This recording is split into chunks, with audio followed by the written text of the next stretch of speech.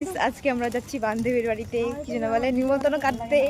আবার এই বান্ধবীর বিয়ের নিমন্ত্রণ কাটে যাচ্ছি, ঘুরতে যাচ্ছি গাইস। তো তোমাদেরকে দেখাচ্ছি পরে। বান্ধবীর বাড়িতে যাই আগে। আজকে এমনি তো মন মেজাজ ভালো না, মন মেজাজ একটু খারাপই ছিল। যাই হোক, সব সময় তো সব কিছু মেনে চলা যায় না। যাই হোক, তো আমি লাস্ট পর্যন্ত দেখাচ্ছি। তো যাচ্ছি এখন আমরা বান্ধবীর বাড়িতে। যাই হোক, বান্ধবীর বাড়িতে যাওয়ার পরে দেখাচ্ছি, ঠিক আছে? গুড ইভিনিং সকলে কেমন আছো? সবাই ভালো থাকলেই সব ভালো। তোমরা আমাকে সাপোর্ট করো, তাহলে আমি আবার ভিডিও দিতে পারবো। তো আজকে আমরা ফাইনালি যাচ্ছি বান্ধবীর দিদির বিয়েতে। আসলে বান্ধবীর বিয়ে না, বান্ধবীর দিদির বিয়ের নিমন্ত্রণ কার্ড দিতে।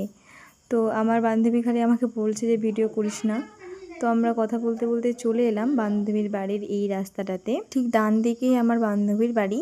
তো এই যে নিচের গলিটা দেখতে পাচ্ছ, সোজা রাস্তাটা মাটির, এই রাস্তা দিয়েও আমার বান্ধবীর বাড়ি। তো আমি না বিশ্বাস করতে পারি না আমার বান্ধবী কী করে এই রাস্তা দিয়ে যাতায়াত করে।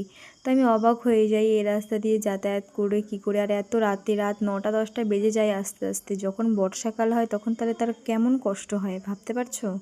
তাহলে যাই হোক, এবার আমরা পৌঁছে যাচ্ছি বান্ধবীর বাড়িতে। বান্ধবীর বাড়ি কিছুটা দূরেই। তো তোমাদেরকে আমি দেখাচ্ছি আকাশের ছবিটা, জাস্ট খালি দেখো কি সুন্দর লাগছে না?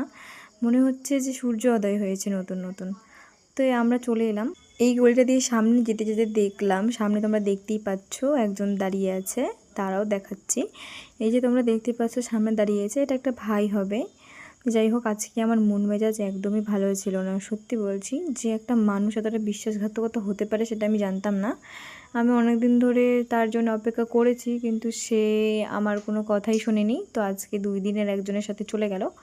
2 দিনের জন্য প্রেম ভালোবাসা কি আর টেকেই? যাই হোক, ওটা মানুষের ব্যাপার। সে যদি মনে করে তাহলে সে ফোন করবে নিশ্চয়ই। তো এবার আমরা চলে এলাম বান্ধবীর বাড়ির সামনেই চলে এলাম। রাস্তায় দুটো কিউট ছাগলের বাচ্চা, যেহেতু আমাদের বাড়িতে ছাগল নেই।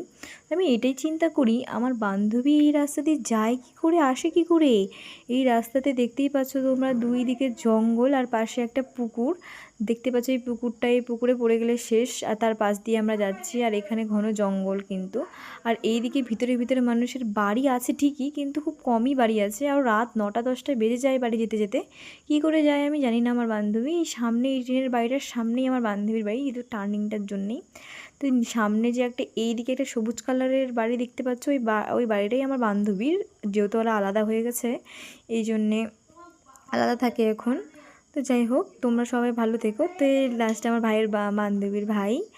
তো এই যে বান্ধবীর বাড়ির সামনে চলে এলাম, সাইকেলটা রাখলাম, কি জল জমেছে বান্ধবীর বাড়িতে। তো এবার তারপর চলে গেলাম, ঢুকে গেলাম। তো আমি এই